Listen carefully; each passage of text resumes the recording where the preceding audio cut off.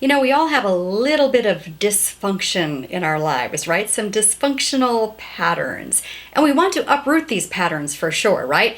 But how? Well, you have to dig down to get to the root, right? And dig it up by the root before you can really toss out this dysfunctional pattern, right?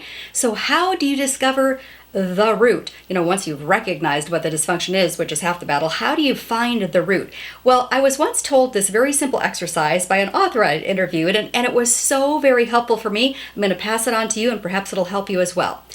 Think of right now the one biggest consuming negative emotion that you tend to feel a lot. Let me give you some examples. Are you consumed by the negative emotion of worry or fear, anxiety, depression, insecurity? You know, what is that one negative emotion that seems to plague you the most? Okay, once you've narrowed that down, you might want to replay this and give yourself some time to think about that. Once you've narrowed that down, I want you to, with the help of God, ask God to help you with this. Think back to the very, very, very, very, very first time you ever felt that feeling of fear, insecurity, depression, loneliness, whatever it is. When's the very first time you ever remember experiencing that feeling?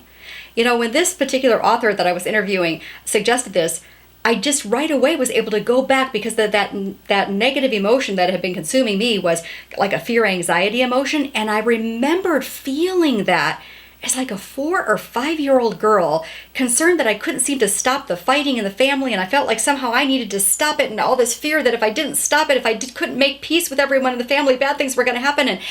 And that was my root. And because I had this fear and anxiety that I needed to make peace or things could just get wildly out of control, it followed me the rest of my life. It affected the decisions I made. I tended to mask over problems instead of addressing them because I wanted to keep the peace. See how these things become dysfunctional? Well, once I was able to go back and look at that root, here's the deal. Satan comes in to those real painful experiences, those real life experiences, way back when, and he plants a lie.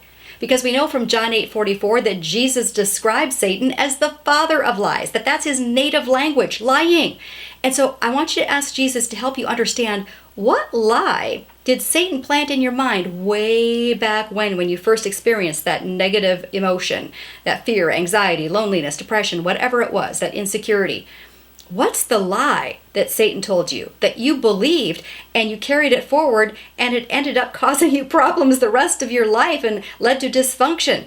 Once we uncover that lie, then ask Jesus to speak the truth to you. He's all about that. Try this simple exercise and see if it helps you to begin to uproot that dysfunction.